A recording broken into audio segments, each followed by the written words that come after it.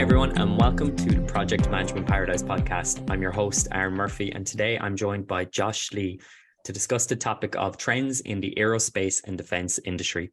Josh is the co-founder of Rev Technologies, a company that specializes in SAP implementation and technology strategy for heavy manufacturing and project-centric firms. He is an expert in SAP technology for government compliance, professional services, and aerospace and defense. Josh, thank you so much for being on the podcast today. Aaron, appreciate it. Looks like we have very similar taste in sweaters. Absolutely. Gray all the way. Good. Just to get things started, could you just tell us a bit about yourself and your background? Yeah, sure. So I'm one of those probably strange people that really enjoys talking about projects, project execution, how to operate your programs effectively and well. And we're in a little bit of my history as I started off doing product support on the software side for a company that specialized in aerospace and defense and government contracting product design, specifically for SAP. As you said before, that is typically where most of where I live.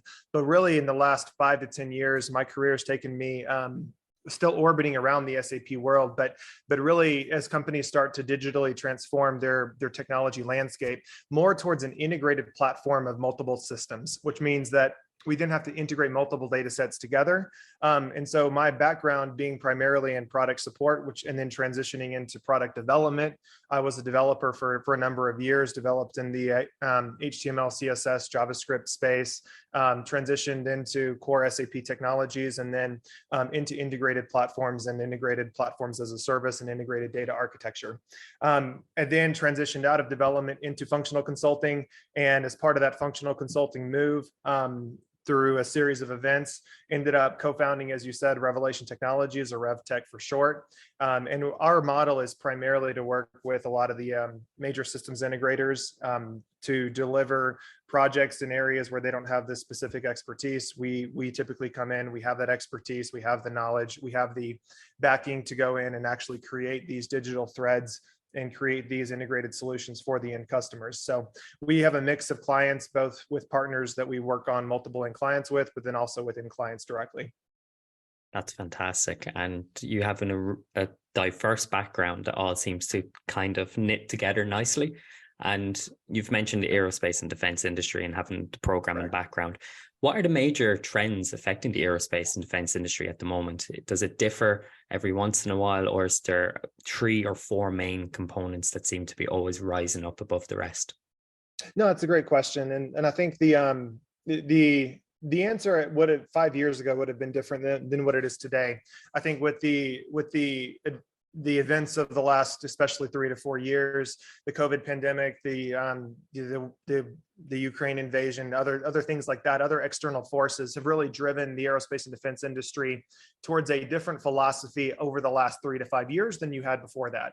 So I think over the last 3 to 5 years, what we're really seeing is a need for acceleration, a need for advancements in being able to integrate multiple systems together well and integrate multiple processes well.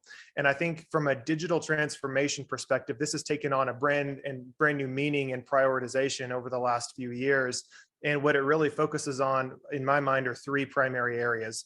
1 being your technology platform, 2 being your process architecture, and then 3 being your data architecture and how it interacts with your personas that are defined through your process and business architecture. So I say all of that to set the stage for the trends that I see in the government contracting space, and aerospace and defense is a large part of that. I would also include pharmaceuticals. I would include oil and gas. I would include anyone who does business with the U.S. government, whether that be the Department of Defense, Department of Energy. There's a heavy push towards speed to respond to quotes, being able to effectively justify and produce cost detail to justify your bidding for new contracts and your performance on current contracts. And that's one, I think, nuance in the aerospace and defense world and in the government contracting world, is the focus on contract-centered projects, and what we in our space call direct projects, which means it's an externally funded customer project, which you have to manage contractual obligations and details against, as well as your performance of your project and your cost management. So what one of the trends that I'm seeing, just to start really on the left-hand side of our value stream mapping, is in the estimating and pricing side, being able to query into your historical results as it relates to your actual data to parametrically estimate and quickly produce new bids and quotes and respond to RFPs and RFIs. So when you get those RFX documents in from the client, what you want to be able to do is go in and see what projects and what product that I've produced that is similar to the ones that are being requested, and being able to parametrically pull that data in and use it to automatically generate AI-driven data sets that can respond in quickly to your RFIs and RFXs. So then when I produce a quote and I win a contract, the next major trend that I'm seeing is there needs to be more integration between the estimating and pricing process and how I develop a quote and how I plan to execute that project in the pre-award phase, and then into execution. So when that proposal team takes in a contract, they have their proposal schedule, they have their proposal WBS, they have their proposal product, their bill of material, all of their PLM integration built in that proposal phase. They then need to transfer that into how I'm going to actually execute the project. And typically those are at two different levels of detail. Your proposal is going to be at a summarized level of detail. And so I'm seeing a trend towards automated artificial intelligence and algorithms in order to take that proposal detail and actually transfer it into an executable project as part of the proposal to execution handoff. What that typically means in a legacy approach is, a 45 to 50 to 90-day process to take that proposal, transfer it into program management's hands, transfer it into the control account manager's hands, and being able to have meetings and distribute data down into your control accounts and work packages for your near-term work, develop your planning package architecture, and then ending with what's called an integrated baseline review with your customer, your IBR. And what I'm seeing recently is that 50 to 60-day timeline, that's unacceptable. We need to be able to transfer that data in a way that in a much cleaner and much more accelerated manner, so that we can start executing our projects, being able to plan it, being able to get our workforce aligned, and being able to actually start executing against that project. So that time from proposal to execution, that timeline needs to be diminished. And how a lot of companies are approaching doing that is getting as much detail as possible into their quotes based on those historical results. So I can go query into my project histories, see which projects are similar to the ones that I'm now executing, and what I call the archetype concept, having archetypical projects that I can pull in as templates, have predefined resource plans, predefined bill of material plans where I have like materials, and I can slice and dice those as needed and pull in the data that I can from my previous projects in order to produce a quote that's actually at a level of detail that my project execution team can actually use when the contract is awarded. So I'd say that's really the first trend I'll highlight. Another trend is the focus on workforce planning. So being able to understand that a lot of these major companies, they're matrixed organizations.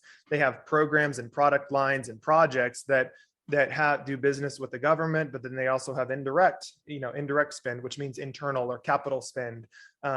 Examples of those could be bid and proposal projects. They could be internal research and development, IRAD projects, internally funded projects that help them win new work in the future. But all of those are managed in the same programs and direct product lines that my direct customer contracts are managed.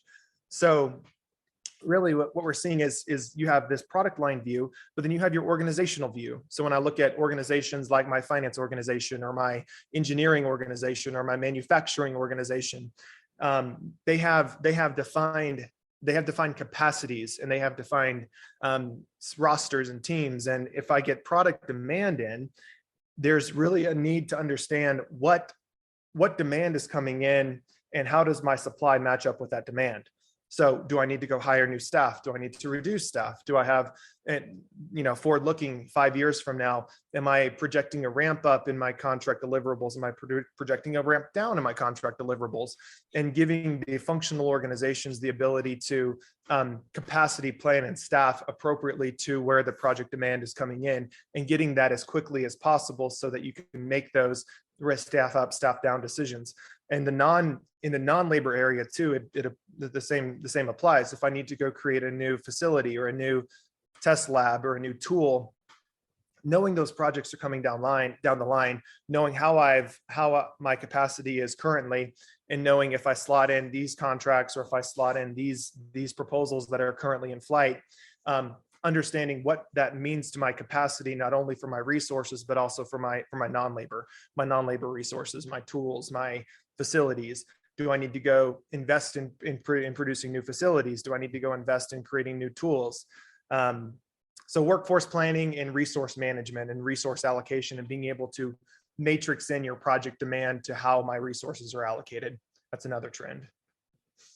That's fantastic. And it seems like in many different industries, capacity planning and strategic workplace seems to be a real strong team that seems to be rising up in every industry. And it seems like everyone just seems to have the same problems, whether it is relying on having the correct staff members with the correct skills in place to help with these projects. And absolutely. Where do you see the aerospace and defense industry in 10 years? Will it look any different compared to how it is now? Will there be a shift or reliance towards different areas? Or in your opinion, Sure. where do you see this going? Yeah, so let me first by level setting that my primary focus areas are in project finance, project accounting, and program execution, portfolio management. So when I talk about the aerospace and defense industry, I'm really focusing on this kind of one I'll call sliver, but that sliver I will say is the beating heart from my perspective of the aerospace and defense, of the government contracting market, and the areas where I believe our clients have the most opportunity for improvement and opportunity to innovate, all centers around how well they execute projects. And the way that you now execute projects in the future, the way that it's changing from the past into the future from a technology perspective, is the focus on collapsing multiple systems where you had multiple capabilities across multiple different platforms really into single core platforms. In the past, ERP has done this very well in the fact that they've become the accounting and finance system. They've owned procurement, they've owned supply chain management, but even within those systems, they modularize themselves in a way that doesn't naturally integrate very well together. And what I'm seeing in the industry now is really a loss of tolerance for non-integrated platforms, and being able to focus on where a solution can meet a capability and integrate with integrate within itself well in a seamless way, in a good user experience, with a focus on the persona that's actually executing within the platform. Those systems are the ones winning out. So the way that that's changing from the past to the future is tools that modularize and don't integrate. Those tools are losing. The ones that have a seamless user experience and offer a broad set of capabilities, those tools are the ones that are winning. And so having an implementation from a digital transformation standpoint, where you have a legacy system that has one module that does something over here well, and another module over here under the same brand umbrella that does something else, but they don't integrate together. Those are the companies that, from what I'm seeing, those are the ones that are falling behind. It's the companies that are now on kind of the bleeding edge of being able to actually embrace the complexity of how these data products need to integrate together, focusing their user experience, which I'll keep harping on that, but it is a priority in a lot of our customers. They need their user experience to be seamless across platforms. So tools that can harmonize things like your cost and schedule integration into how you're doing your cash forecasting and revenue planning, all under one platform, all understanding they're aligned to projects, and those projects are the things that are kicking off and integrating your value streams together. Think procurement, think manufacturing, think your HR, HCM platform, your ERP platform. They all integrate around how you've structured and are executing your project. So these project management systems, and I'm coming back to your question, from legacy to what I see in the future, is there's going to be a focus on projects and programs as the heart of digital transformation, and a linchpin and an axiom for how you actually transform your company to be more integrated. And it's centering around how I'm executing my project. And then from an executive perspective, understanding I can roll my projects up in a logical way, and being able to report out and get seamless interaction between the operational project at the bottom all the way up to my portfolios and business lines and profit centers at the top, so I can make very quick decisions and be able to respond effectively to changing markets and changing conditions quickly based on the data that's rolling in from the bottom. So there's a top. So just to sum it up, tops down view from a portfolio standpoint, bottoms up data from your project execution details, all come together to allow decision makers to make decisions quickly. That's fantastic. And you've mentioned digital transformation and the use probably of software, ERP systems. And is there any issues that the industry is kind of looking towards software to help solve these issues, whether it be the use of predictive analytics, maybe from previous projects, drawn information like the data from them to predict what's going to be, successful in the future, or the implementation of AI? Where do you see this helping with the projects down the line in the aerospace and defense industry in your sector? Sure. And this will kind of be a continuation of my previous answer, but I think technology has a good opportunity to create seamless integrated platforms that users sit on top of. So I think a lot of the pain points of my customers come from unintegrated or not well integrated data sets. So technology has a opportunity in this coming digital transformation wave to solve a lot of those problems through uses of things like integrated platforms as a service, integrated data as a service, being able to tie core finance data with core scheduling data, with core customer data and contracts data, really tie all of these things together around the concept of a project and a program in order to create a digital harmonized data thread. That to me is the biggest opportunity that I believe technology has.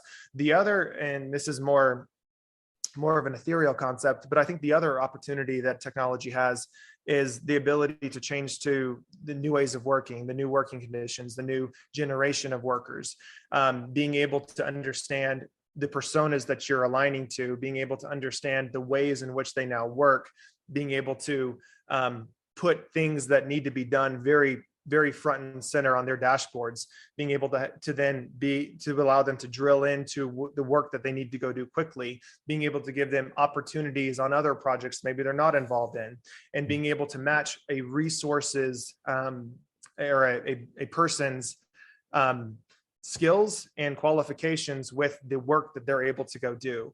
To me, that and this is really a lot of the new ways of working is the whole gig economy, the being able to go in and what I'm doing today may not be what I'm doing tomorrow. So being able to have common practices across the organization and common uses of technology so that one person can move from one job to another seamlessly if doing similar tasks. That's fantastic. And you've mentioned previously about having experience working in pharma, oil and gas, and other industries. And how does the aerospace and defense differ or compare with these other industries when it comes to digital transformation? No, it's a great question. And let me kind of take a little bit of a step back. The way that the US government has contracted over the past decade has shifted quite a bit, and they're still focused heavily on aerospace and defense, but what we're also seeing is the entrance of new industries into the government contracted space that weren't as prevalent before, things like high tech. So I'd also include the high tech industry is part of my customer base now. Understanding companies like Amazon, Microsoft, Google, the government is actually looking to them to help modernize a lot of their technology infrastructure. So the entrance of a lot of these high tech players has actually accelerated, and also the rise of private aerospace and defense companies, like SpaceX, for instance, has really changed the way that the legacy aerospace and defense market has approached technology, to where they've been a lot slower to adopt new technologies. They've been a lot slower to digitally transform. They're now looking to high tech. They're now looking to a lot of the communications companies, the cellular companies, the automotive companies that have been on more of the bleeding edge of innovation. And they're now saying, why can't we have some of that? And now they're looking to be more of a bleeding edge technology adopter versus where they have been in the past. Does that make sense? Yeah, absolutely. It just seems like every just kind of tying back to one of the previous questions, like how there's always this reliance on the strategic workforce and resource management, capacity management, how as time goes on, companies are always trying to adapt, but they're also looking at other industries to see how they're doing it and how they can apply it. It's just interesting when you think about that. But, yeah, that's exactly right. And as somebody who goes between different industries on different projects, I found it very powerful to be able to go in and say, here's how this industry does it, or here's, at another project, here's how we did this, and being able to bring those perspectives in. It does help those companies where you have a lot of people who've worked, and this is a very aerospace and defense model. You have a lot of people who've worked there for 25, 30, 35 years, and they know how they do it, but they may not know how others do it. So being able to bring those outside in perspectives is an area where, I think there's been a lot more advancements there than in the past 5 or 6 years than there has in the past, and more of a willingness to adopt best practice. Oh, fantastic. That's amazing. It seems like we've only scratched the surface really on this area of aerospace and defense from your perspective. I've really enjoyed having you on the podcast. If anyone would like to reach out to you and contact you to find out more, where would be the best place to reach you? Sure. So I'm on LinkedIn. If you look for Joshua Lee and then look for SAP or project management, you should find me there. It's probably the best place to reach out from a work perspective. If you want to reach out over email is jlee, JLEE at RevTech, REVTECH.consulting. That's fantastic, Josh. Thank you so much for being on the podcast. We'd love to have you back on in the future to really get into a further look into the aerospace and defense industry, and maybe touch on maybe the other industries that you've worked on and how you can use this other perspective and how it's influenced your work to date. Thank you so Aaron, much. I would welcome that. And if we want to have targeted conversations in the future, we can talk around value management, project WBS structures, integrated workforce planning and resource management. I'd love to do any targeted deep dives you'd want to about these topics. They're near and dear to my heart. So happy to talk anytime. That's fantastic. I'm going to hold you to that. Please do. Good. Thank you so much, Josh. Thank you. Bye-bye.